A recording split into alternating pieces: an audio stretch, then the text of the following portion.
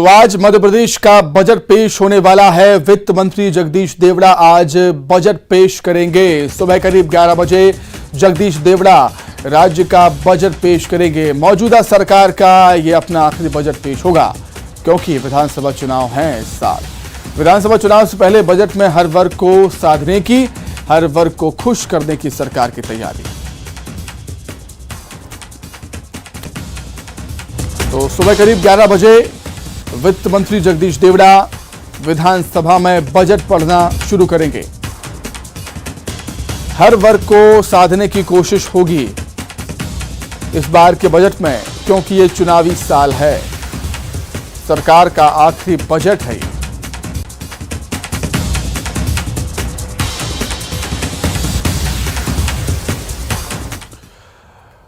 तो आज बजट पेश होना है, क्या कुछ तैयारियां हैं उसके लिए हम सीधे आपको भोपाल लिए चलते। हमारे सहयोगी प्रशांत हमारे साथ जुड़ गए हैं। प्रशांत, एक बेहद अहम दिन है आज, बजट पेश होना है, क्या कुछ तैयारियां, क्या कुछ माहौल देख रहे हैं आप? प्रशांत।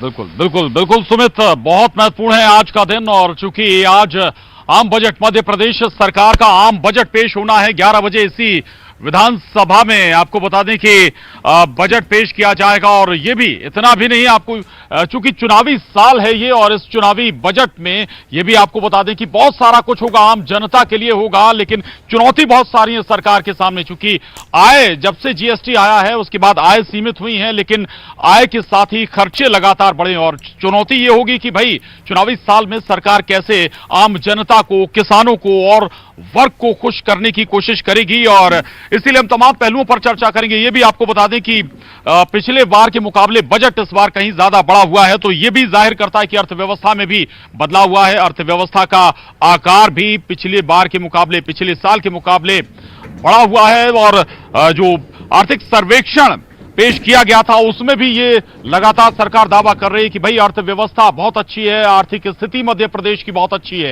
हालांकि विपक्ष लगातार सवाल उठाता रहा कि कर्ज लगातार सरकार का बढ़ रहा है, कर्ज के तले मध्य प्रदेश दबता जा रहा है। इस आरोप का जवाब खुद मुख्यमंत्री शिवराज सिंह चौहान ने दिया था। उन्होंने बताया था कि कैसे जो एसजीडीपी है उसके मुकाबले जहां पहले करीब 39% कर्जा सरकार के ऊपर हुआ करता था, वो अब घटकर करीब 29% हो चुका है।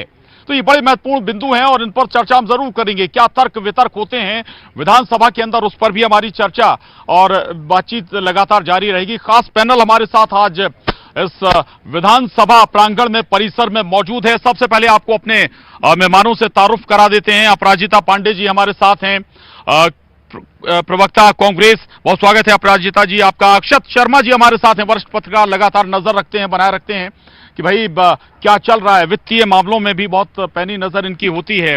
रीनू यादव जी हमारे साथ हैं, सामाजिक कार्यकर्ता हैं, सोशल डॉक्टर रीनू यादव, और बहुत गहनता से इनकी भी अलग अलग पहलुओं पर नजर होती है, सामाजिक मसलों पर भी बहुत पैनी नजर। और बीजेपी प्रवक्ता नेहा बग्गा जी हमारे साथ हैं, चिरपरिचित चेहरा आपके सामने। हम चर्चा को आगे बढ़ाएं। सबसे पहले अक्षत शर्मा जी के पास जाऊंगा। अक्षत शर्मा जी, बजट इस बार 2022-23 के मुकाबले ये 2000 जो पिछले साल के मुकाबले बजट है 2,16,000 करोड़ का, इस बार का जो बजट कहा जा रहा है 3 लाख करोड़ से बड़ा बजट होगा, आकार बड़ा है, ये क्या संकेत है? निश्चित रूप से आपने शुरुआत में ही कहा कि जीएसडीपी जिस दर से 7% की दर से बढ़ रहा है जी, तो अर्थव्यवस्था का आकार भी मध्य प्रदेश का काफ़ी तेजी से बढ़ रहा है, जिसमें कि कल आर्थिक सर्वेक्षण में घोषणा भी हुई है कि हमारी प्रति व्यक्ति आय में भी लगभग 1,40,000 रुपये प्रति व्यक्ति आय हो गई है।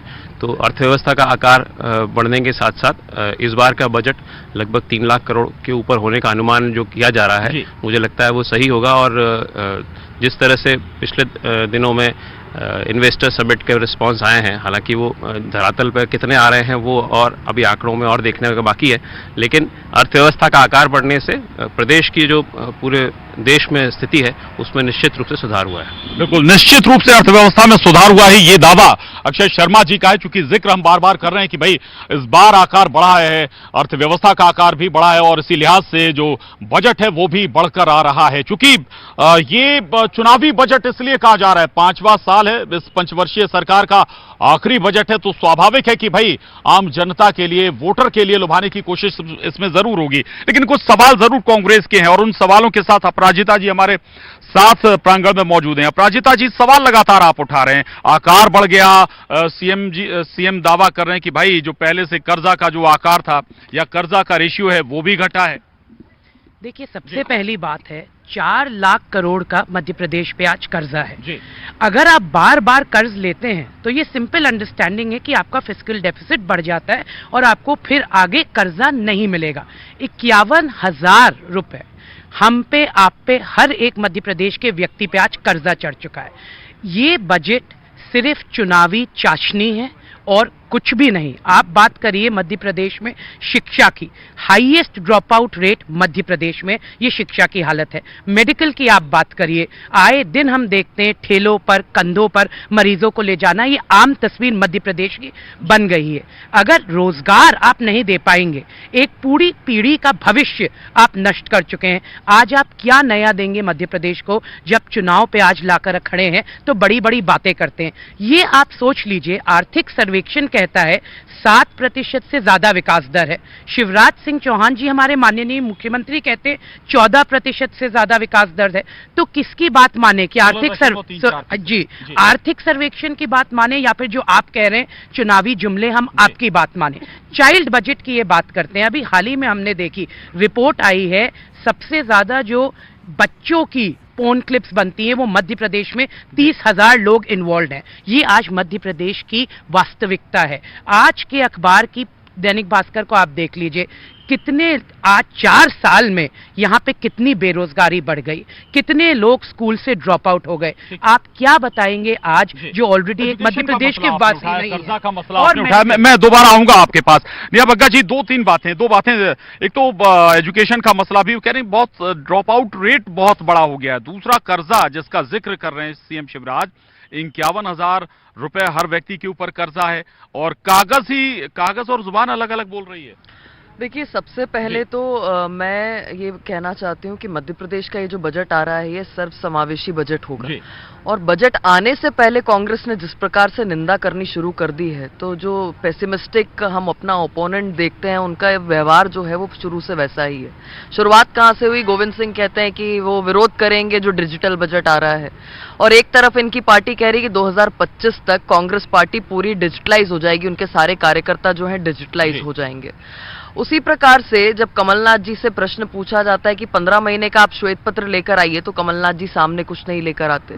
जहां तक एजुकेशन सेक्टर की बात है, तो आप देखिए कि एक तरफ जहां पर देश की हम शिक्षा की बात करते हैं, वहीं पर मध्य प्रदेश में जो महिलाएं हैं, जो बच्चियां हैं, उनकी शिक्षा जिस प्रकार से वो ग्रहण कर रही हैं वो नंबर 1 पर पहुंच गया है। ये भी एक सर्वे है। शायद अपराजिता जी जो अच्छा हो रहा है प्रदेश के लिए उसको देखना भूल जाती हैं। आप इंडस्ट्रियल ग्रोथ देख लीजिए, मध्य प्रदेश के अंदर कांग्रेस शासन में -0.61 हुआ करती थी, आज 24% बढ़ गई है। उसी प्रकार से जब ये कर्ज की बात करते हैं तो देखिए, कोई भी स्टेट हो, चाहे वो कांग्रेस शासित हो, मध्य प्रदेश भारतीय जनता पार्टी शासित हो, वहां पर कभी कभी डेवलपमेंट के लिए कर्ज की, अगर मैं गलत नहीं तो इसी साल आप लोग तीसरी बार कर्जा लेने जा रहे हैं।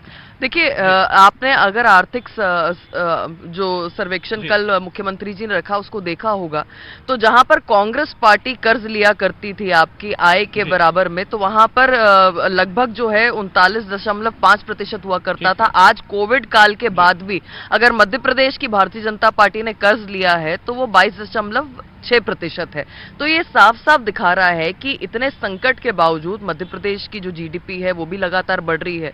मध्य प्रदेश में प्रति व्यक्ति जो पर कैपिटा इनकम है वो भी बढ़ रही है। आपने अपने ओपनिंग में कहा भी कि 1,40,000 वो रेशियो हम लगातार सुन भी रहे हैं, और रेशियो लेकिन वक्त के साथ आकार भी बढ़ा हुआ है अर्थव्यवस्था को उस लिहाज से। लेकिन हालांकि कर्जा के लेकर मैं फिर जाऊंगा उनके पास, अपराजिता जी के पास, लेकिन सोशल कॉज को लेकर जरूर यहां पर चर्चा होनी चाहिए। बजट बहुत महत्वपूर्ण है।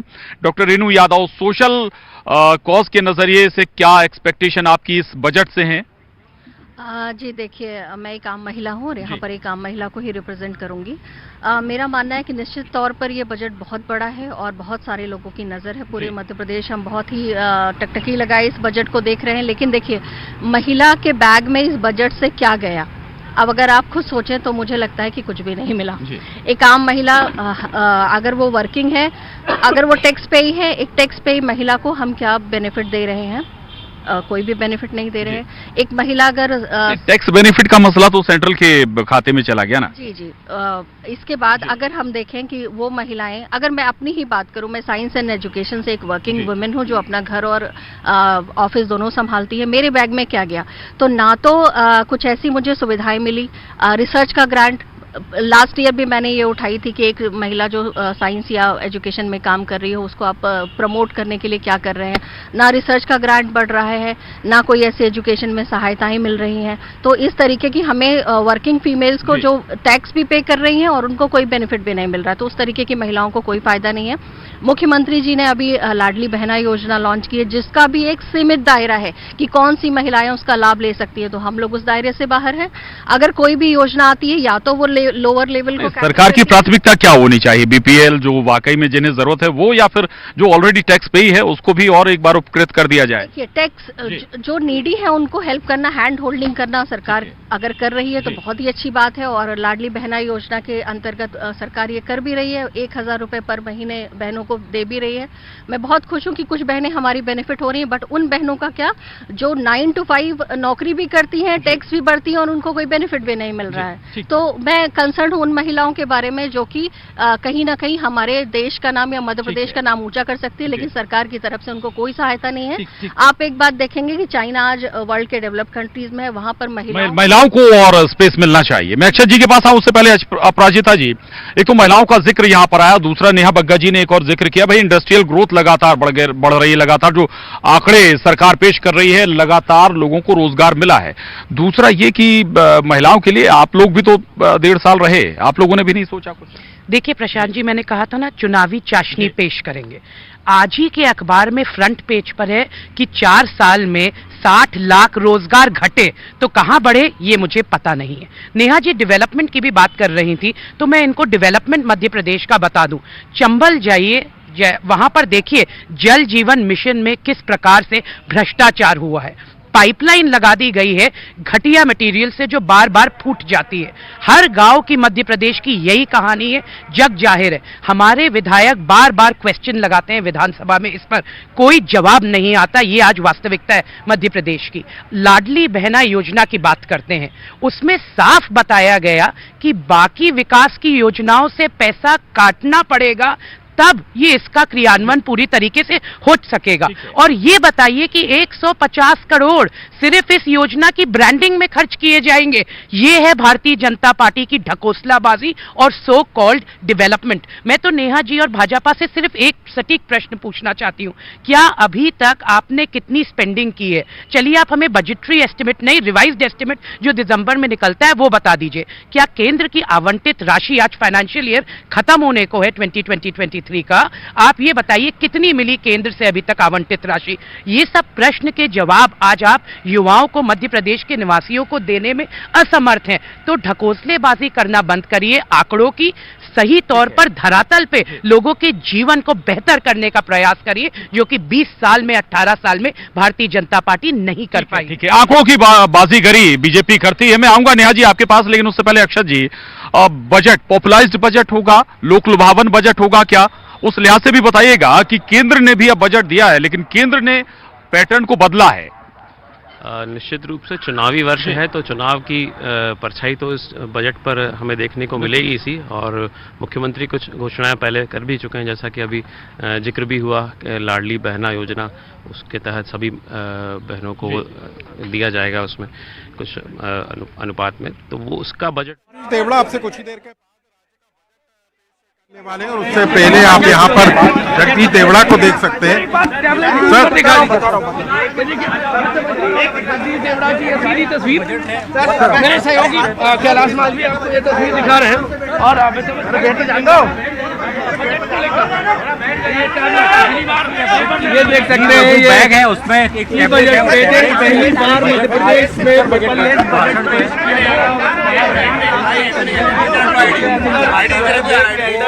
रवाना हुए और बस कुछ देर बाद बजट को लेकर जनता बहुत उम्मीद कर रही सरकार।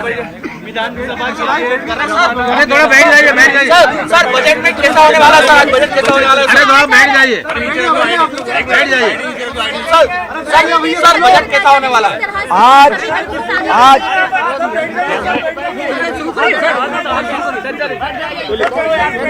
आज मध्य प्रदेश का बजट प्रस्तुत होगा। 11 बजे विधानसभा में बजट प्रस्तुत होगा। मुझे खुशी है कि मध्य प्रदेश के यशस्वी मुख्यमंत्री शिवराज सिंह चौहान जी के नेतृत्व में, उनके मार्गदर्शन में लंबे समय से सरकार चल रही है। चौथी बार सरकार चल रही है, चौथी बार सरकार बनी है। निश्चित रूप से जो आने वाला बजट है आज, वो जनता के हित का बजट होगा, जनता की भावनाओं का सम्मान करते हुए बजट होगा। ये विकास का बजट होगा, जनहित का बजट होगा और सभी वर्गों का इसमें ध्यान रखा जाएगा, चाहे गांव, गरीब, किसान, मजदूर, महिलाएं, युवा, सब वर्गों का, बच्चों का, सब वर्गों का ध्यान रखा जाएगा। यह बजट आज सर्वस्पर्शी बजट होगा। निश्चित रूप से इस कार्यकाल का यह लास्ट बजट है विधानसभा में, तो निश्चित रूप से मैं कहता हूं कि यह प्रदेश के हित का बजट होगा। क्या फीलिंग्स है सर? महिला बच्चों के लिए अलग से चुनाव कोई नया नहीं आ रहा है, चुनाव हमेशा आते हैं और बजट हमेशा प्रस्तुत होते हैं। हर वर्ष, हर वित्तीय वर्ष में बजट प्रस्तुत होता है। कभी भी भारतीय जनता पार्टी की सरकार ने केवल चुनाव को देखते हुए कभी बजट प्रस्तुत नहीं किया। जनता इस बात को जानती है। बजट भी होगा सर, बच्चों के लिए अलग से बजट आने का सरकार बात कर रही थी सर, बच्चों के लिए अलग से। मुझे लगता है कि 9 बज गई, 11 बजे आपके सामने सब बात आएगी। प्रेस कॉन्फ्रेंस में आप सब आमंत्रित हैं। लेकिन माने कि बच्चों को, महिलाओं को, किसानों को, बेरोजगारों को सब। अब लाडली बहना योजना माननीय मुख्यमंत्री जी ने 5 तारीख को उसकी शुरुआत करेंगे। अब इससे बड़ा कोई महिला सशक्तिकरण का उदाहरण नहीं हो सकता कि उनके खाते में 1000 रुपये हर माह जमा होंगे। यह सबसे बड़ी बात है और सबसे बड़ा उदाहरण है। सर आप तो मुस्कुरा रहे हैं वित्तमंत्री जी। विशेष बजट का प्रावधान करेंगे। कांग्रेस के लिए पैसा है नहीं और बजट कैसे पेश कर पाएंगे? कांग्रेस के बारे में मैं कुछ कहना नहीं चाहता, लेकिन याद कर लो, केवल एक शब्द कह के अपनी बात समाप्त कर रहा हूँ कि 10 साल दिग्विजय सिंह जी की सरकार रही। आपको पता है उस समय कर्जा लेकर के वेतन भत्ते देते थे, कर्जा लेकर के वेतन भत्ते देने का काम करते थे। कर्जा लेकर के भारतीय जनता पार्टी की सरकार ने कर्जा लिया। हम कह रहे कर्जा लिया, कौन सी सरकार ऐसी है प्रदेश, राज्यों की सरकार देश में जो कर्जा नहीं लेती? कर्जा नियम प्रक्रिया के तहत लिया जाता है, सीमा में लिया जाता है, भारत सरकार की परमिशन से लिया जाता है, FRBM के नियम में लिया जाता है। और कर्जा लेकर के सड़कें बनाना, तालाब बनाना, स्टॉप डैम बनाना और विकास के डेवलपमेंट के काम करना, कर्जा लेकर के, कोई कर्जा लेना बुरा नहीं, लेकिन कर्जा समय पर चुकाना चाहिए। कर्जा लेना कोई बुराई नहीं है, लेकिन बार बार इस विषय को कहना कर्जा है कर्जा, हम कह रहे कर्जा।